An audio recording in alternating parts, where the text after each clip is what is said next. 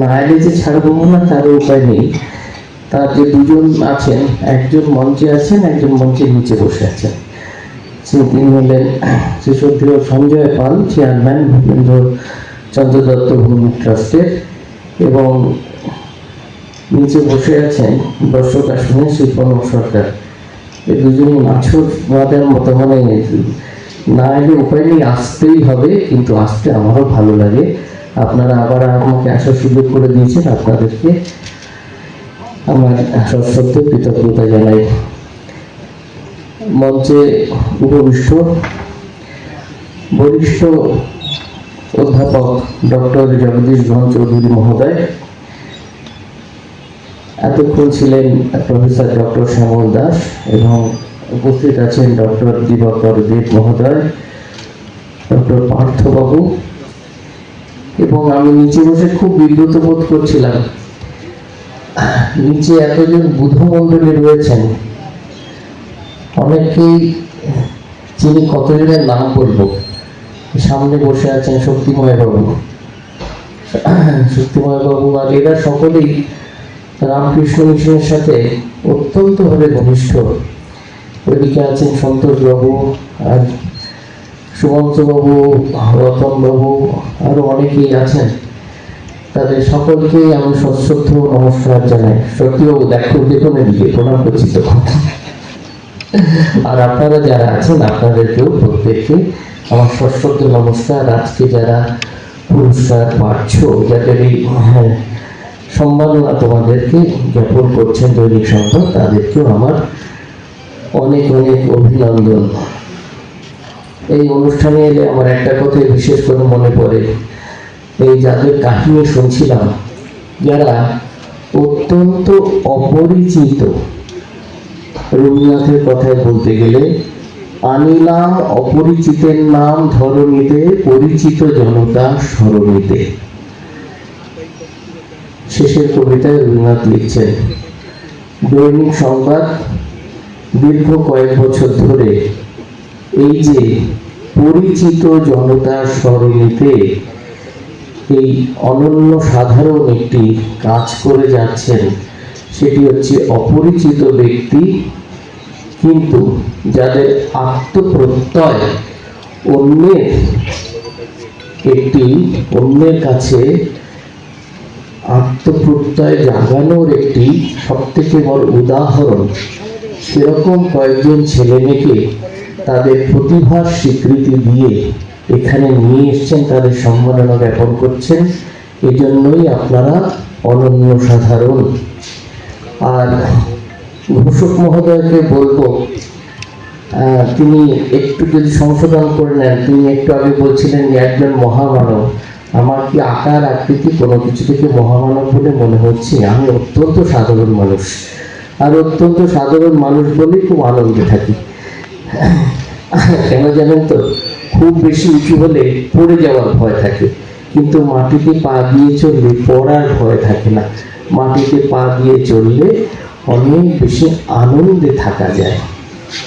এটি হচ্ছে জীবনের সব থেকে বড় পাওনা। স্বামীজি বলছেন, education is the manifestation of perfection already in man. সেই পারফেকশন কিসে আসবে? পারফেকশন কখনো অসত্যতে আসতে পারে না। একটু আগে আমরা শুনলাম যে আমরা যা বলি তা করি না। এটি নতুন কথা নয়। উপনিষদ বলছে, ওয়াং মে মনসে প্রতিষ্ঠিতা, মনো মে বাচি প্রতিষ্ঠিতা। অর্থাৎ যা মনে আছে সেটা মুখে থাকবে, আর যেটা মনো মে বাচি প্রতিষ্ঠিতা, যা মনে আছে সেটাও কিন্তু মুখে। শ্রীরামকৃষ্ণ এক অসাধারণ কথা বলছেন, দেখো, মন মুখ এক করো। মন মুখ এক করা অর্থাৎ we should not be hypocrite। যেটা আছে, যা নেই তাকে আননেসেসারিলি আমাকে দেখানোর দরকার নেই তো। অর্থাৎ আজকের দিনে দেখবেন এআই দিয়ে ছবি বানানো হয়। আচ্ছা দেখুন, যতই ছবি বানানো হোক না কেন, যা আছি তার থেকে তো আলাদা কিছু হবো না। তো কিছুদিন আগে একজন এসেছিলেন, এসে গল্প করছিলেন, বলছিলেন যে মহারাজ কি মজার কথা বলবো, কিন্তু যদিও আমার আত্মীয় স্বজন না বলে পাচ্ছি না, কিছুদিন আগে আমাদের পরিবারের একটি অনুষ্ঠান ছিল, তাতে আমাদের অনেক আত্মীয় এসেছিলেন। আমি হঠাৎ মাঝরাতে উঠে দেখি অনুষ্ঠান শেষ হয়ে গেছে, কিন্তু তারা কেউ ঘুমোচ্ছে না। তারা ওই কয়েকজন ভদ্রমহিলা তারা বসে আছেন ডাইনিং হলের টেবিলে বসে গল্প করছেন। তখন আমরা বললাম, তো ঘুমোবে না? তখন কথায় কথায় একজন বললেন, তুমি বুঝতে পারছো যদি ঘুমোই এখন মেকআপটা চলে যাবে, সব মুখ ধুতে হবে, কালকে সকালে আবার লাগবে। এই যে আমাদের জগৎটাতে কিন্তু সবসময় একটা দেখানো জিনিস মানে হচ্ছে অসত্য, যা আমরা নেই। সত্যের সব থেকে বড় একটা শক্তি কি? সত্য হচ্ছে অত্যন্ত শাশ্বত, আবার চির আধুনিক। শব্দের সাথে উচ্চারিত হোক আপনাদের এই আগুন।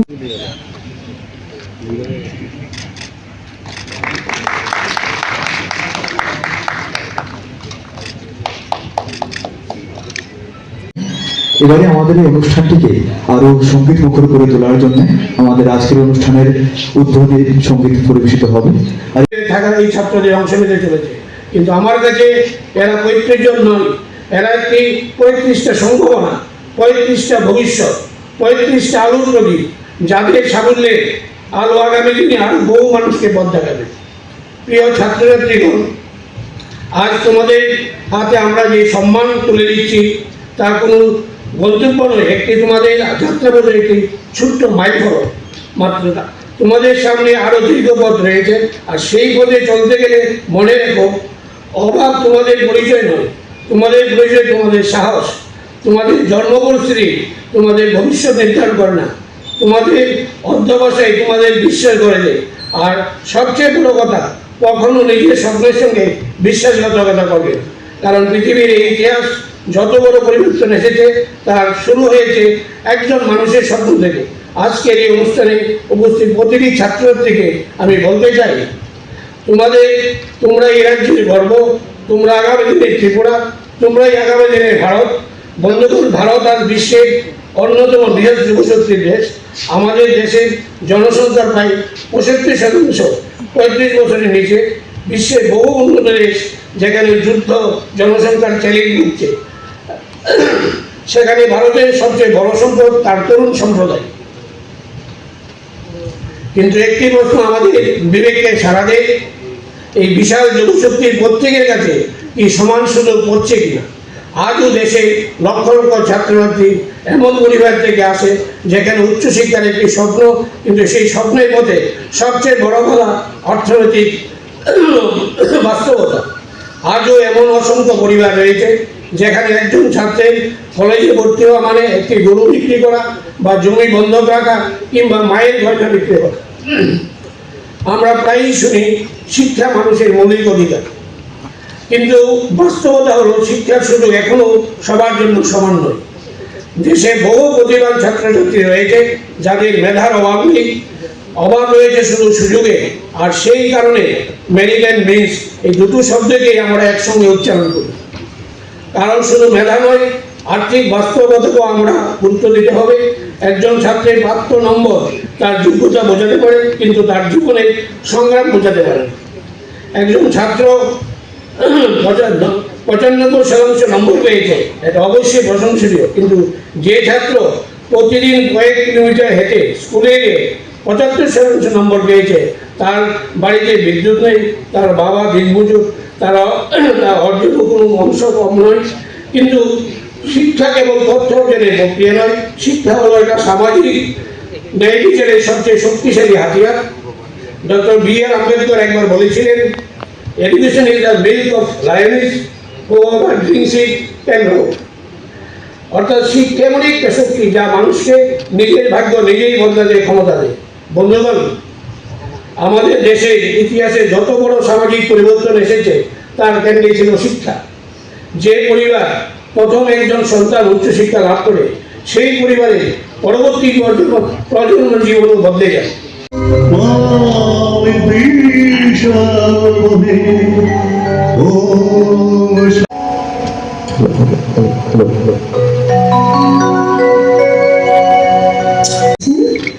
Advocate Shri Sanjay Bandyopadhyay, chairman, BCTV trust.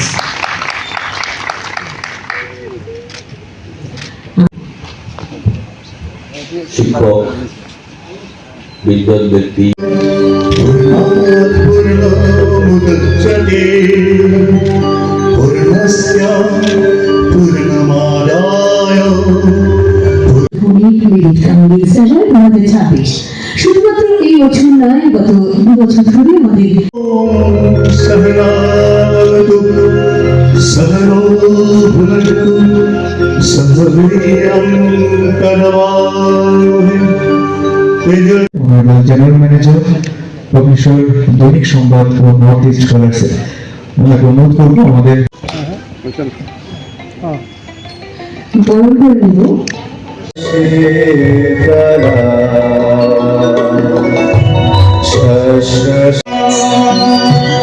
Vande Mataram সবাই মিলে আরো একবার জোরদার করতালি আমাদের এই সাথে मातरम् वन्दे मातरम् মেম্বার পিসিটিভি ট্রাস্ট। তৎসহায়তে যন্ত্রণার সঙ্গে থাকছেন নন্দী ব্রাদার্স। वन्दे मातरम्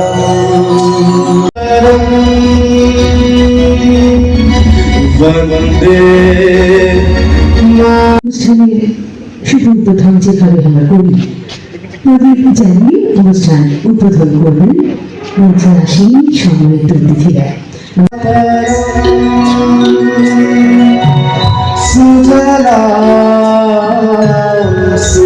অসংখ্য ধন্যবাদ জানাবো শিল্পীদের এবং তৎসঙ্গে আমাদের সম্মানিত অতিথিদের। আর এভাবে যদি আমরা সত্যে প্রতিষ্ঠিত থাকি, আমাদের অনেক কিছু, আমাদের খুব বেশি র্যামের প্রয়োজন হয় না, অর্থাৎ অনেক বেশি কিছু মনে রাখার দরকার হয় না। এ কে কি বলেছি, বি কে কি বলেছি, সি কে কি বলেছি, ডি কে কি বলেছি। সেই জন্য সেটা হচ্ছে সত্য হচ্ছে eternal values even in the changing society. আমরা যতটা পারি, জীবনের অন্যতম শিক্ষা হচ্ছে যতটা পারা যায় সত্যকে ধরে চললে ভয়টা অনেক বেশি। ভয় কোনো রকম থাকে না।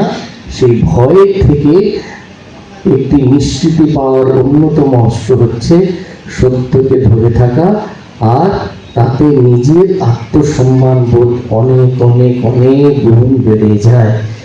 শ্রীরামকৃষ্ণ এক জায়গায় বলছেন, মানুষ কি যার মান আর হুঁশ আছে।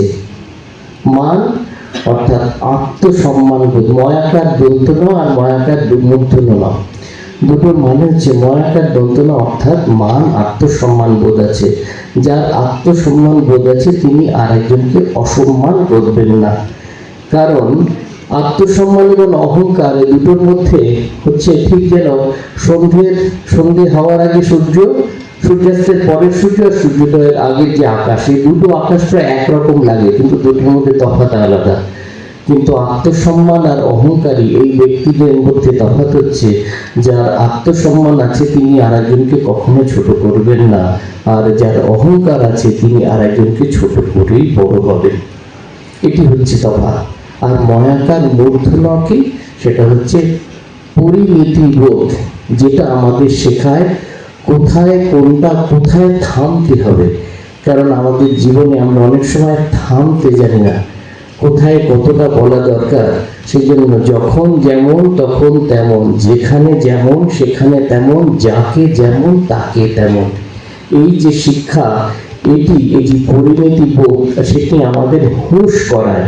হুঁশ অর্থাৎ কোনটা সঠিক এবং কোনটা বেঠিক, এই সাধারণ শিক্ষাটুকু যদি থাকে, এই মূল্যবোধটুকু যদি থাকে, আমাদের জীবনের অনেক বড় শিক্ষা পেতেও আমাদের কোনো অসুবিধে হয় না। কারণ পুরো জীবনটাই হচ্ছে শেখার, যাবৎ বাঁচি তাবৎ শিখি।